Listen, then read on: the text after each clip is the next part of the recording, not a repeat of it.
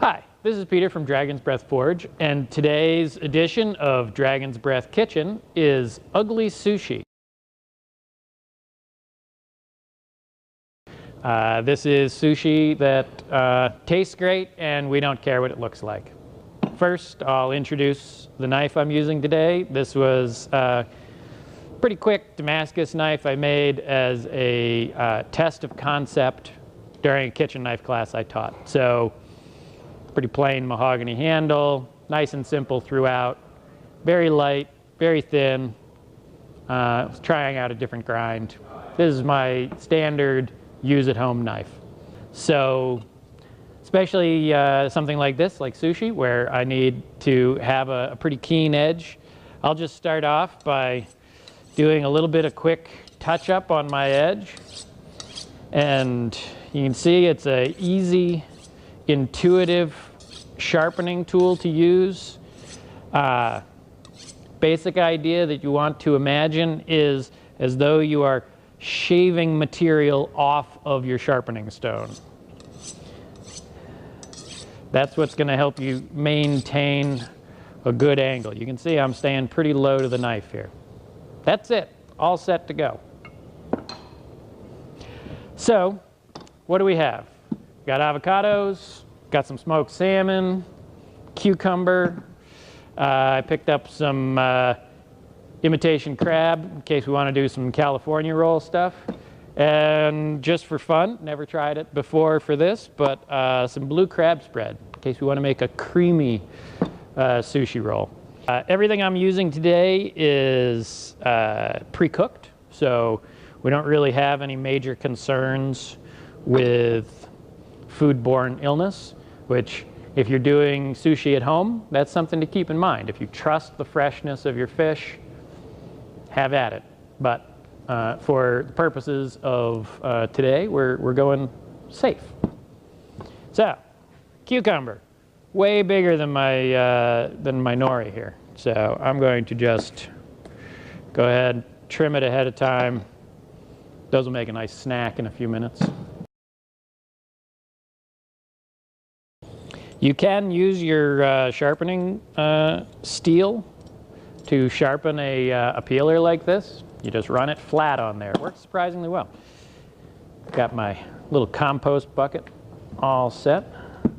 So, I'm going to move the avocado out of the way. I suspect it's blocking the view. So, you want to split your cucumber down the center. I find that these English cucumbers are great for this. They're nice and straight. And then, I don't know if the bottom of that is clean. We'll do it over here, a little bit out of view.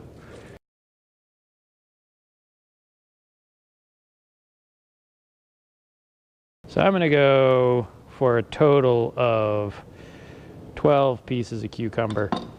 Something like that is a nice size, I find.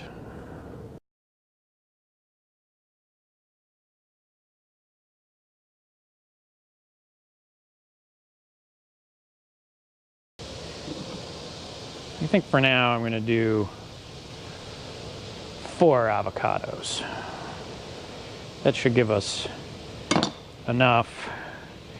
And if we have extra rice, by the way, the sushi rice is all cooked. Just needs to get mixed up with some vinegar and a little sugar to have it be ready for rolling. I like to do that mixing right near the end. But as you can see, peeling an avocado, as long as you got a good avocado, not a hard thing to do. And it is helpful to know what they look like. Because I don't know about you, but sometimes I've popped open an avocado, thought, hey, that looks great, and then turns out right under the skin it's gone all funky.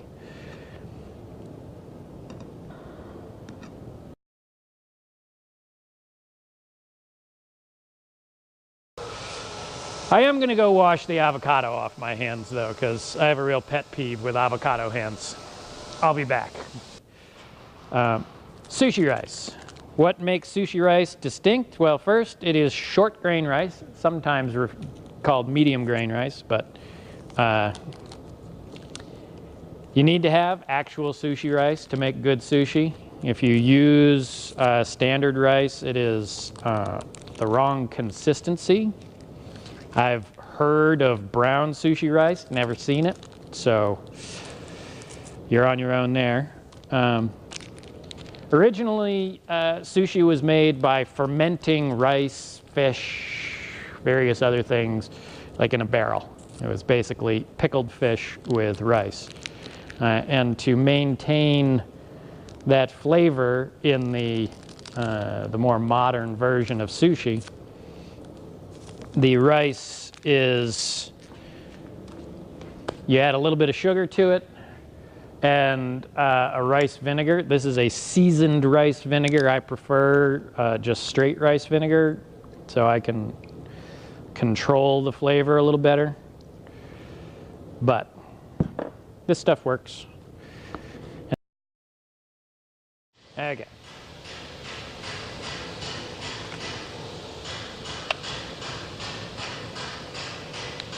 It's perfect. So, got our sushi rice. Got all our stuff cut up. Time to start rolling up some sushi. Not enough space. Got our nice, yes, this way. So the nori has a smooth side and a slightly rougher side with lines on it. You want that side up. And you know, how much rice you can kind of adjust. This is where my sushi gets ugly versus standard sushi, is that standard sushi, you spread the rice evenly over the whole piece, leaving a bare area at the far edge. Whereas, I wonder if this stuff, does it tear in half? It does. How perfect.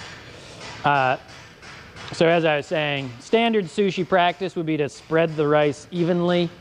I'm too lazy to do that, so we're gonna go this route. I put the rice at the far end, basically acts as glue. That's a fairly appropriate amount to put in a sushi roll. Makes for a fairly hearty roll. You wanna squeeze fairly tightly as you're doing this without going too far. And like I said, looks hideous, tastes great. Now is where we really start running out of space to put things, because I also need a place to put my sushi rolls. They'll be hidden behind. We'll have a grand reveal at the end.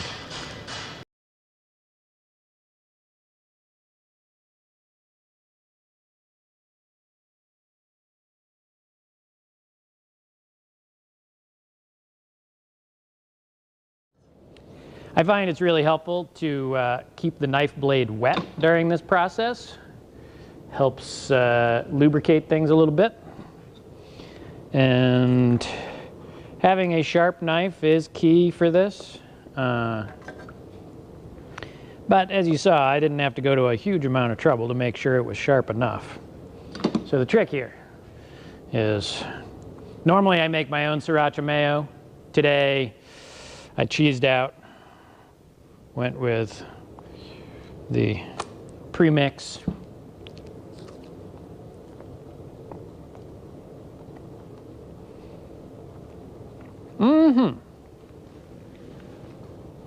Tim, would you care for a shot of sriracha mayo?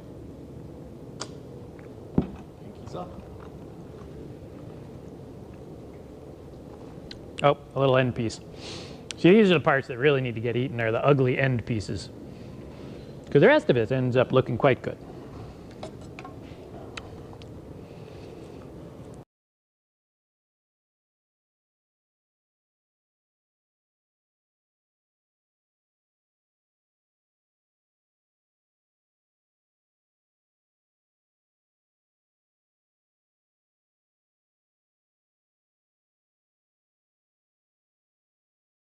There we have it.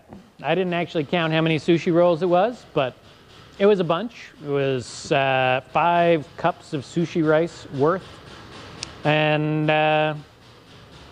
you know, at this point, we got pickled ginger, we've got soy sauce, we've got the sriracha mayonnaise, and we're gonna have a crazy sushi feast. I hope everybody enjoyed the program video. I hope everybody enjoyed watching the process, and maybe you'll try it out yourselves. If you have any questions, feel free to drop us an email. You can comment below. We try to keep up with these things, so have a great day.